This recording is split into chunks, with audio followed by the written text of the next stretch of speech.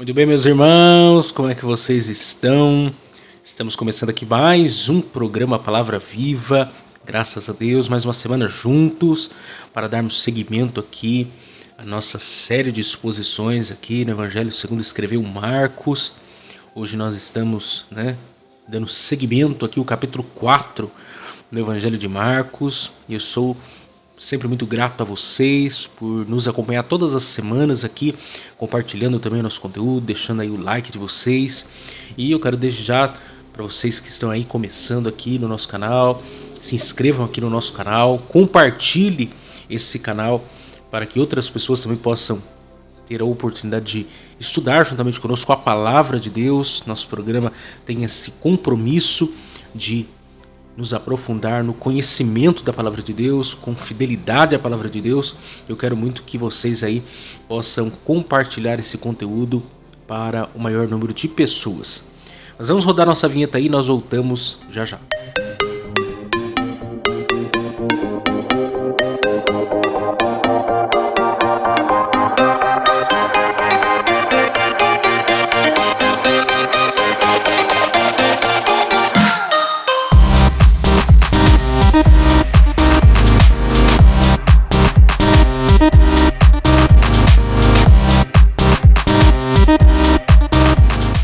Muito bem, meus irmãos, vamos lá para mais uma exposição da palavra de Deus. Nós vamos hoje meditar no Evangelho segundo escreveu Marcos, no capítulo 4. Nós vamos ler os versos 21 a 25.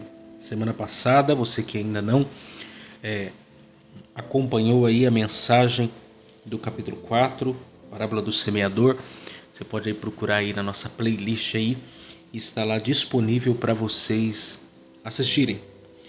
E hoje nós vamos meditar aí falando sobre a parábola da candeia. Parábola da candeia.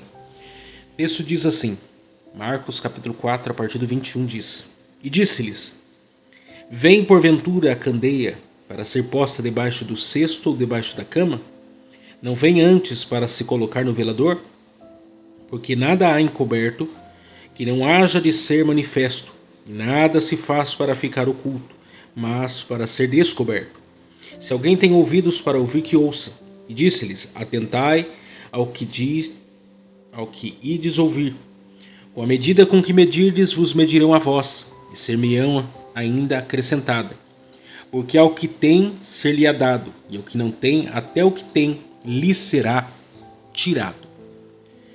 Jesus aqui havia acabado de falar sobre a parábola do semeador, que faz alusão ao poder da palavra de Deus e os seus frutos. E o problema não é a palavra pregada, mas sim o solo em que a semente cai. O semeador ele semeia, mas o bom fruto vem da terra fértil, em que produz 30, 60 e 100 por um. O semeador é o que prega a semente, a palavra de Deus, e o solo é o coração dos ouvintes. No texto em tela, no entanto, é a segunda parábola que Jesus, nesse capítulo, vai nos ensinar. E dando continuidade à sua série de ensinamentos, Jesus agora fala sobre a parábola da candeia. Parábola da candeia. Aparentemente, não temos conexão, com essa parábola, com as demais parábolas que são aqui narradas nesse capítulo. Mas aqui Jesus está falando do mesmo assunto, porém usando uma figura diferente. Então diz aí o texto para nós. Marcos capítulo 4, verso 21. E disse-lhes, outra tradução diz, também lhes disse, ou seja, Jesus estava se dirigindo ao mesmo público de outrora. Jesus está dando continuidade aos seus ensinamentos, falou da parábola do semeador e agora está dando continuidade falando sobre a parábola da candeia. Jesus apenas estava aí dando continuidade aos seus ensinamentos para aquele grupo de pessoas. E Jesus estava na praia, né, usando um barco como público, como púlpito, né, e cercado de uma grande multidão e dos seus discípulos. E aí ele vai contar para nós a parábola da candeia. Olha aí o que o texto diz. Vem porventura a candeia para ser posta debaixo do cesto ou debaixo da cama? Não vem, antes para se colocar no velador. Porque nada há encoberto que haja de ser manifesto, e nada se faz para ficar oculto, mas para ser descoberto. Se alguém tem ouvidos para ouvir, que ouça. E disse-lhe: atentai ao que ides ouvir.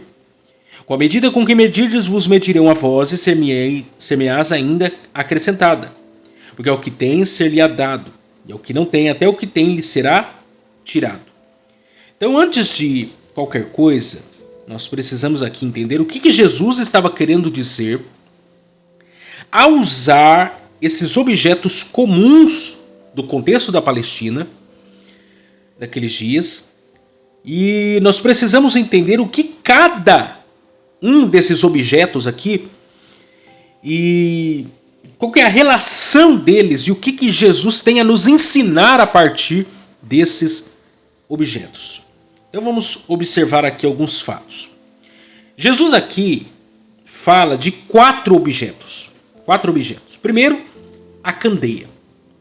Candeia era como uma lamparina feita de barro. Se você é mais antigo aí, você deve ter algum conhecimento do que é uma lamparina. Ou se você mora em região rural, você tem mais facilidade de conhecer o que é uma lamparina. Segundo, o cesto ou alqueire, que era um vaso para se colocar os cereais. Era como um recipiente, era um vaso comum, mas usado para uma finalidade específica. Terceiro, a cama. A cama aqui, na verdade, era um colchão simples, que quando não usado era enrolado e guardado, provavelmente feito de palha. E quarto, o velador. Era um suporte para se colocar a candeia no alto para melhor iluminar. Era, vamos dizer assim, o poste. Era onde se colocava ali a lamparina para iluminar o ambiente. Então, observemos novamente o texto e o que ele diz para nós. E disse-lhes: vem porventura a candeia para ser posta debaixo do cesto ou debaixo da cama? Veja a relação de um assunto com outro, de um objeto com outro. Não vem antes para se colocar no velador? Porque nada há encoberto que não haja de ser manifesto, e nada se faz para ficar oculto, mas para ser descoberto. Então, o que a candeia está aqui representando? A candeia representava o discípulo.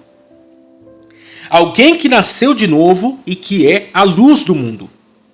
A identidade do discípulo é ser luz. O atributo esse que Jesus compartilhou com seus discípulos. Como nós podemos observar lá no Sermão da Montanha. Quando Jesus, no capítulo 5, versos 14, 15 e 16, diz assim: vós sois a luz do mundo. Não se pode esconder uma cidade edificada sobre um monte. Nem se acende a candeia e se coloca debaixo do alqueire, mas no velador. E dá luz a todos que estão na casa. Assim, resplandeça a vossa luz diante dos homens, para que vejam as vossas boas obras e glorifiquem o vosso Pai que está nos céus. Então Jesus estava fazendo uma pergunta retórica, pois os elementos que ele estava usando já eram dedutíveis de resposta. Sendo candeia, sendo luz, tem uma função e tem uma posição, né? A função é iluminar e a sua posição é lugares altos, para servir de referência guia para os que estão em trevas. Então, por isso Jesus faz uma pergunta retórica. A candeia é para se estar no velador e não para se estar debaixo do cesto, ou do alqueire, ou da cama. Jesus estava usando um objeto do dia a dia das pessoas daqueles dias e dizendo: olha, uma lamparina, ela tem uma finalidade, ela tem um propósito. O propósito dela é iluminar. E numa casa, ela tem uma posição, ela tem um lugar de destaque para ser colocado ela, que é no velador. Então, Jesus está dizendo, quando uma lamparina que tem o propósito, a finalidade, a missão de iluminar é colocada debaixo do alqueire, debaixo de um vaso ou debaixo da cama, ela perde o quê? O seu propósito. Ela perde a sua finalidade. Ela não cumpre o propósito, o desígnio que lhe foi proposto. Então a aplicação prática aqui é simples e é óbvia. O discípulo que não cumpre com as suas funções e não ocupam seus lugares são inúteis para o seu propósito. São inúteis para o seu propósito. Jesus alerta para a nossa funcionalidade e posição nesse mundo. Devemos ficar na nossa função, ser luz, e na nossa posição, ser guia dos que estão em trevas. Em outras palavras, nos foi confiada uma responsabilidade, não podemos nos omitir de nossa função. Quem se diz discípulos e se esconde, se omite ou até foge da missão, como o profeta Jonas, e é candeia debaixo da cama, é inútil. Então, isso aqui é basilar. Se nós somos discípulos de Jesus, se nós somos aqueles que se diz testemunhas de Jesus, nós não podemos jamais nos omitir, jamais nos deixar de assumir a nossa responsabilidade como aquele que carrega a luz do Evangelho de Jesus Cristo. No verso seguinte, Jesus então diz, porque nada há encoberto que haja de ser manifesto, e nada se faz para ficar oculto, para ser descoberto. Meus irmãos, não existe texto na Bíblia mais usado de forma errada do que esse. Esse texto aqui é um texto extremamente mal usado. Usado muitas vezes para querer dizer o que ele não tinha originalmente o objetivo de dizer. Muitos usam esse texto erroneamente para se referir a Deus como juiz, que irá trazer à tona pecados escondidos. Entretanto, Jesus estava dizendo que aquele que é luz, que nasceu para ser portador da luz de Cristo, que reflete a luz do Evangelho de Jesus Cristo, jamais poderá se esconder, de maneira que não seja descoberto. Esse é o objetivo e esse é o sentido real desse texto. Quando ele diz, porque nada há encoberto que não haja de ser manifesto.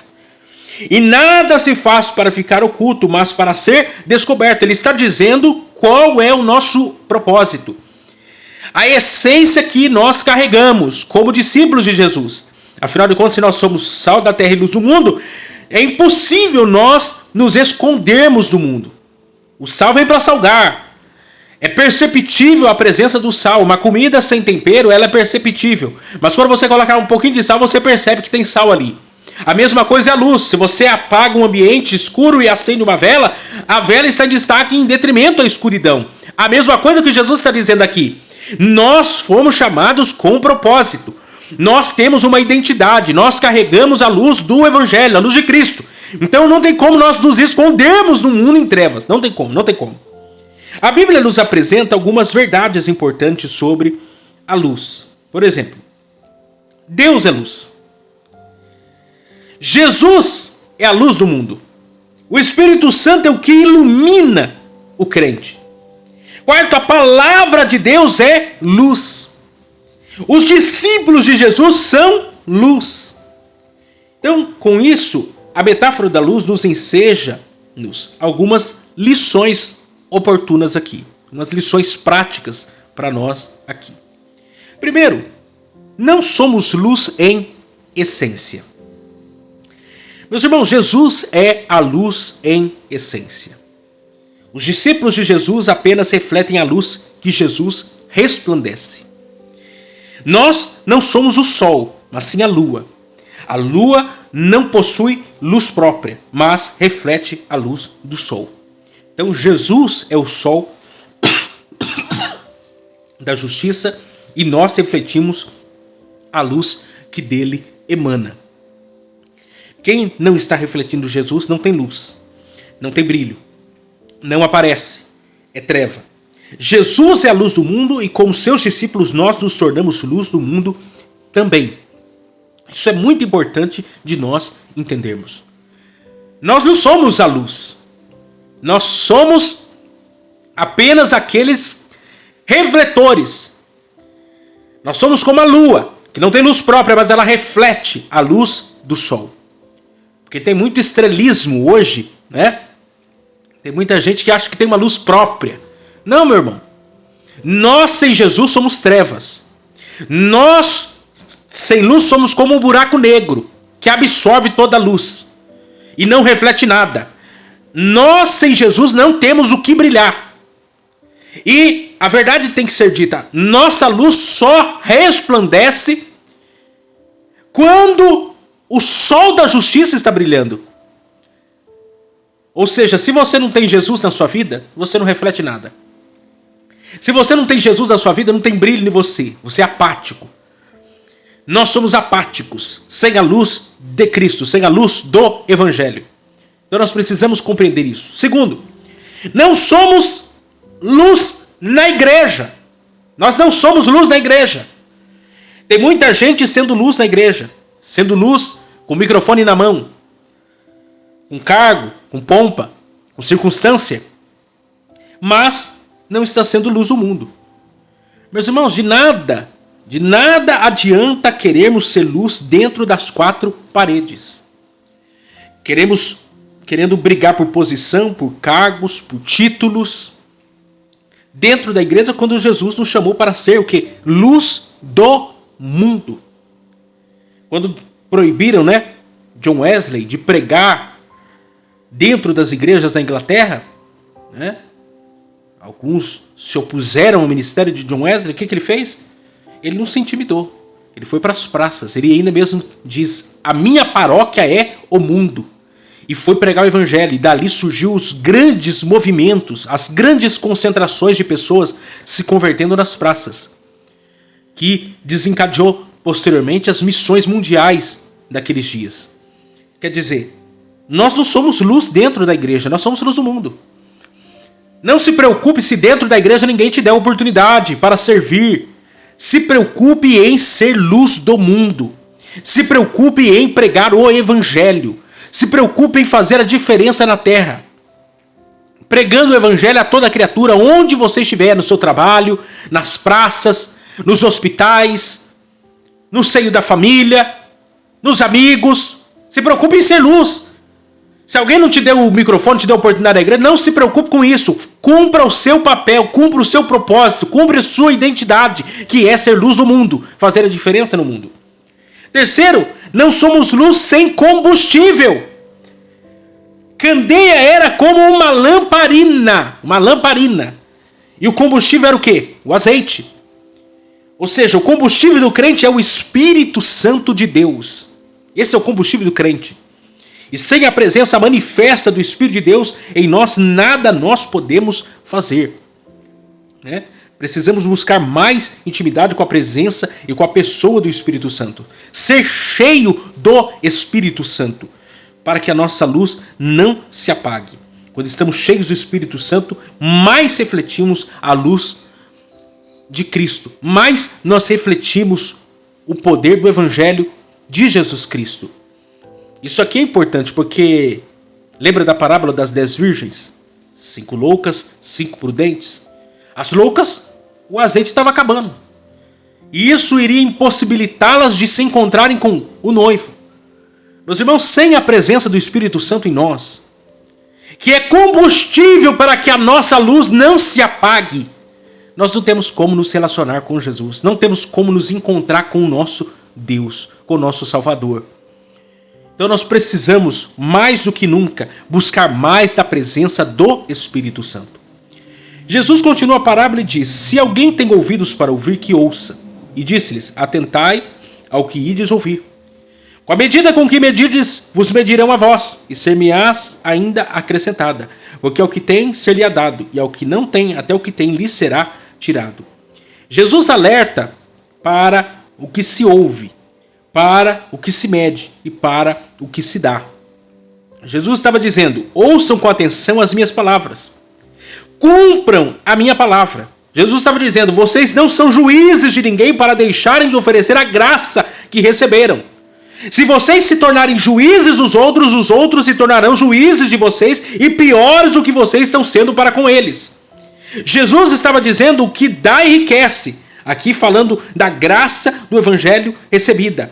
Mas o que se nega a dar até o que recebeu, perde. Ou seja, generosidade gera generosidade. Que é um outro texto aqui que nós precisamos entender. A graça do evangelho, meus irmãos, foi nos confiada, foi nos dada. E é papel da igreja pregar o evangelho. A missão da igreja pregar o evangelho. Essa missão foi dada a mim, foi dada a você.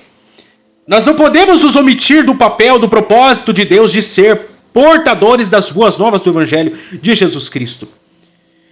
Nós não podemos dizer assim, não, o evangelho é para aquele ali ou para aquela outra lá e assim por diante. Não, o evangelho é para todos. A graça de Deus se manifestou para todos. A graça e a bondade de Deus é para todos. Todos vão se converter? Não. Nem todos se converterão. Mas nós temos uma missão. A missão é pregar o evangelho de Jesus Cristo. As boas novas do evangelho de Jesus Cristo. Essa parábola ela é muito objetiva. Jesus aqui foi cirúrgico em sua mensagem. Devemos cumprir com a nossa função. Devemos ficar na nossa posição. Temos uma identidade, temos um propósito, temos uma missão. E como novas criaturas em Cristo Jesus, devemos cumprir com o ID do Evangelho com alegria. Deus já foi mais do que generoso para conosco ao enviar seu Filho unigênito para nos salvar. E agora devemos anunciá-lo ao mundo como o Salvador que Ele é. Isso é o que nós devemos aplicar à nossa vida. Nós jamais devemos negar, anunciar as boas novas do Evangelho. Talvez seja e é a notícia mais importante que nós podemos compartilhar com as pessoas, com a humanidade. Porque nós estamos vivendo dias difíceis. As pessoas estão colocando as suas esperanças naquilo que é perecível. Nós estamos num ano, por exemplo, de eleições. E muitas pessoas estão colocando as suas esperanças, as suas expectativas num partido político, numa ideologia política. Estão colocando a sua esperança numa reforma política, numa reforma tributária, numa reforma econômica. Estão achando que a solução é o avanço tecnológico, é o avanço das ciências, e a verdade é que a esperança da humanidade é, e sempre foi, e sempre será Jesus Cristo. Porque depois, meus irmãos, que as luzes desse mundo se apagarem, depois que tudo isso se acabar, qual que é a minha esperança, a sua esperança, a minha expectativa, a sua expectativa a não ser nos encontrar com o nosso Senhor e Salvador Jesus Cristo? 2025 passou, nós estamos em 2026, começando mais um ano. E a verdade é, meus irmãos, que a nossa maior expectativa deve ser sempre o quê? Colocar o Senhor em primeiro lugar. Lá no céu, meus irmãos, não tem Pix. Lá no céu você não vai fazer Pix, não vai receber Pix. Lá no céu não tem boleto para pagar. Glória a Deus por isso. Lá no céu não tem casa própria, não tem carro novo, não tem roupa de grife. Lá no céu não tem casa em condomínio. Lá no céu nem pet vai ter. Deixa eu dar essa triste notícia para você. Lá no céu não vai ter pet. Não vai ter pet. Não vai ter nada do que esse mundo proporciona, oferece. Não vai ter político. Não vai ter imposto para pagar. Não vai ter nada disso aqui. Lá no céu nós vamos estar diante daquele que é a luz do mundo. Nós vamos estar diante da luz de Cristo. Não vai haver mais sol, porque Ele é o sol que vai brilhar 24 horas por dia. Então, meus irmãos, a nossa esperança não deve estar nas coisas terrenas, porque uma hora tudo isso vai acabar, o caixão não tem gaveta, você não leva nada daqui. Nu eu saí do ventre da minha mãe e nu eu voltarei para lá. Se você quer juntar riqueza e tesouro, junte no céu. Riqueza só serve para a terra, para você viver 70, 80, 90 anos, o que passaria sem fado e canseira. Então não se preocupe tanto em ajuntar riqueza na terra. Se preocupe em ter uma vida espiritual diante de Deus. Porque tem gente que é rico na terra, mas é pobre no céu. E tem gente que é pobre na terra, mas é rico no céu. E a nossa maior riqueza é quando nós ajuntamos tesouro no céu. Nós jamais devemos perder esse senso de espiritualidade. A tua vida espiritual é o bem mais precioso que você pode ter, porque o ser humano é um ser bio, psico, sócio, espiritual. Nós somos um ser social, biológico, psicológico, mas sobretudo, nós somos um ser espiritual. Se você tiver e ir bem nas 3 primeiras coisas, mas não der crédito à sua vida espiritual, não tem jeito, não tem esperança para você. Porque um dia, e pode ser hoje, amanhã, mês que vem, ano que vem, eu não sei, porque nós estamos numa fila invisível da morte. E a pergunta é, para onde vai a sua alma depois que acabar tudo isso aqui? É o que é dito nos evangelhos: louco, hoje te pedirão a tua alma. O que você tem para oferecer? O que adianta ganhar o mundo inteiro e perder a sua alma? Meus irmãos, não nos negligenciemos a nossa vida espiritual. Não negocie seu tempo de oração. Não negocie seu tempo diante da palavra de Deus. Não negocie estar em comunhão com os irmãos na casa de Deus. Não negocie de estar alimentando a sua mente com as coisas dos céus. Porque tudo isso aqui é passageiro. Tudo isso aqui é passageiro. Leia depois Eclesiastes capítulo 2. Salomão viveu com tudo que o mundo poderia oferecer. Com todas as regalias. Ele olhou para tudo isso e depois ele disse: é vaidade de vaidade. Tudo é vaidade. Se concentre naquilo que realmente vai trazer peso de eternidade para a sua vida. Procure inculcar nos seus filhos, na sua esposa e filhos, o que? A semente do evangelho. Porque para o céu você não leva casa própria, você não leva carro novo, você não leva a roupa que você comprou no Natal. Você não leva nada disso, mas você pode levar toda a sua família para o céu. Você pode levar seus amigos para o céu. Você pode levar seus parentes para o céu. Você pode levar seus amigos de trabalho para o céu. E a maior preciosidade que tem é ter a eternidade na presença das pessoas que nós amamos aqui na terra. Poder pregar o evangelho, ser luz do mundo, ser sal da terra. Que fique essa palavra no nosso coração. E nós possamos aplicar essas verdades no nosso coração. Deus abençoe vocês. Semana que vem estaremos aqui de volta para mais um programa Palavra Viva. Que vocês continuem orando por nós para que possamos continuar aqui produzindo um conteúdo abençoado e abençoador para todos nós. Deus abençoe vocês e até semana que vem.